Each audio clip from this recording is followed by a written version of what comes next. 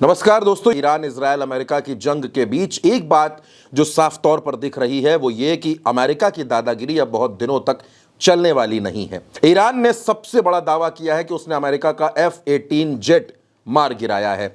अगर इसकी बात करूं तो इसकी जो कीमत बताई जा रही है दोस्तों तो वो $90 मिलियन के आसपास बताई जा रही है। बहुत बड़ी कीमत है दोस्तों, और ये बहुत बड़ा झटका युद्ध के बीच में लगा है अमेरिका को। और युद्ध की तमाम अलग अलग खबरों के बारे में भी बात करेंगे दोस्तों। ईरान ने इजराइल पर मिसाइलों की एक और वेव दागी है, एक और बार उसने हमला किया है।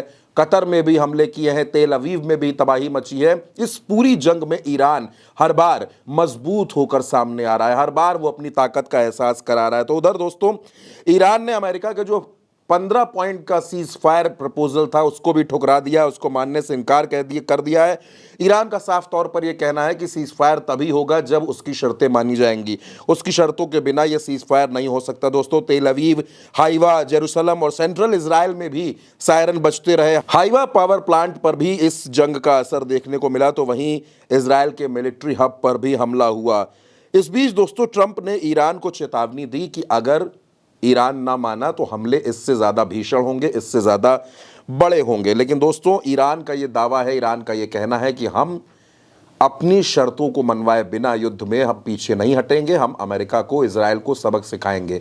ईरान का ये भी कहना है कि उसने इस युद्ध में अब तक 700 मिसाइल और 3600 ड्रोन अटैक किए हैं। तो दोस्तों ये जो जंग चल रही है ईरान, इजराइल और अमेरिका के बीच, ये लगातार बड़ी होती जा रही है। जिस अमेरिका ने ईरान को कमजोर समझने की गलती की थी, अब उस अमेरिका में भी ट्रंप खुद ये चाहते हैं कि सीज फायर हो जाए, ईरान उसकी बात मान ले। लेकिन ईरान का साफ तौर पर कहना है कि हमारी शर्तों को जब तक नहीं माना जाएगा तब तक सीज फायर की कोई गुंजाइश नहीं है। इधर खबर यह भी आई कि ट्रंप ने यह दावा कर दिया कि ईरान उनको अपना सुप्रीम लीडर बनाना चाहता था, लेकिन उन्होंने कहा कि थैंक यू, मैं नहीं बनना चाहता। अब आप सोच कर देखिए कि जिस अमेरिका ने ईरान में 180 से ज़्यादा बच्चियों की जान ले ली, इतने बड़े हमले किए, वहां पर ट्रंप ये बात कह रहे हैं कि ईरान उनको सुप्रीम लीडर बनाना चाहता था। एक सर्वे भी सामने आया है दोस्तों, सर्वे रॉयटर्स के मुताबिक है। उस सर्वे में बताया ये जा रहा है कि ट्रंप की जो लोकप्रियता अमेरिका में थी उसमें बड़ी गिरावट देखने को मिल रही है। अब तक ट्रंप की जो लोकप्रियता 40% के आसपास हुआ करती थी, अब वो 36% हो गई है। इस युद्ध ने कहीं ना कहीं ट्रंप की इमेज को भी बड़ा नुकसान किया है, वर्ल्ड वाइड भी उनकी इमेज को बड़ा नुकसान हुआ है। होर्मुज स्ट्रेट की वजह से कई देशों में तमाम तरीकों की दिक्कतों का भी सामना करना पड़ रहा है।